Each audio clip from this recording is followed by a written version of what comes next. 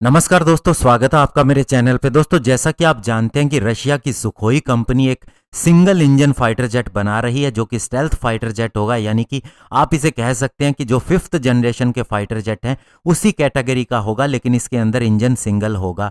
ऐसे में दोस्तों वेट के हिसाब से ये medium wait fighter jet category में आता है, जिसमें हमारा तेजस MK2 आएगा और साथ ही ग्रिपन ई फाइटर जेट भी इसी के अंदर आता है। तो दोस्तों, क्या इंडिया तेजस MK2 को कैंसिल करके इसे खरीद सकता है या नहीं? ऐसे कुछ रूमर्स हैं, आज इसी के ऊपर बात करेंगे। चलिए दोस्तों शुरू करते हैं। तो दोस्तों, रशिया की सुखोई कंपनी जिस फाइटर जेट को बनाने जा रही है, ये 17.5 टन जो कि तेजस MK2 का वेट है उससे थोड़ा ही ऊपर है, यानी 18 टन का बताया जाता है। इसके अलावा ग्रिपन ई की बात करें तो ये भी 16.5 टन कैटेगरी के अंदर आता है, यानी कि दोस्तों ये लगभग इससे थोड़ा ही ज्यादा है या इन दोनों फाइटर जेट के करीब है। और इसके लिए सुखोई ने जो इंजन बनाया है वो IZ-30 इंजन है, जो कि सुखोई 57 प्रोग्राम के लिए डेवलप किया गया था और इसका थ्रस्ट 180 किलो न्यूटन बताया जाता है, जो कि दोस्तों हाईएस्ट थ्रस्ट बन जाएगा किसी भी इंजन के लिए, जिसे रशिया ने बताया जाता है डेवलप कर लिया है। और तेजस MK2 ग्रिपन ई के अंदर जो इंजन है वो जनरल इलेक्ट्रिक का है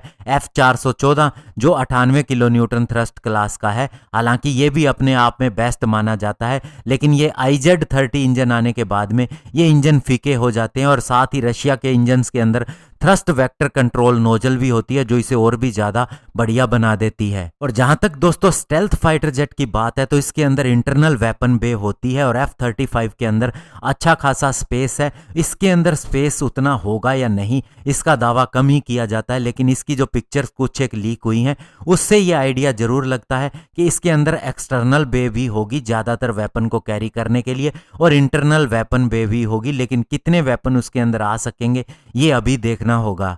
और दोस्तों, रूमर्स ये भी कह रहे हैं कि इंडिया तेजस MK2 प्रोग्राम को अचीव नहीं कर पाएगा या इसके अंदर बहुत ज़्यादा समय लग जाएगा। तो ऐसे में इंडिया को इस फाइटर जेट को खरीद लेना चाहिए, या इंडिया के लिए भी ऐसा कहा गया था कि इस प्रोग्राम के अंदर शामिल होने के लिए ऑफर था। तो क्या इंडिया अभी इसके साथ में जा सकता है? ऐसा अभी कुछ भी नहीं है और तेजस MK2 प्रोग्राम को ही इंडिया कंटिन्यू करेगा। और इंडिया का फोकस पूरी तरह से AMCA के ऊपर ही है अगर हम 5th जनरेशन फाइटर जेट की बात करें, और तेजस MK2 5th generation fighter jet की कैटेगरी के अंदर नहीं आएगा।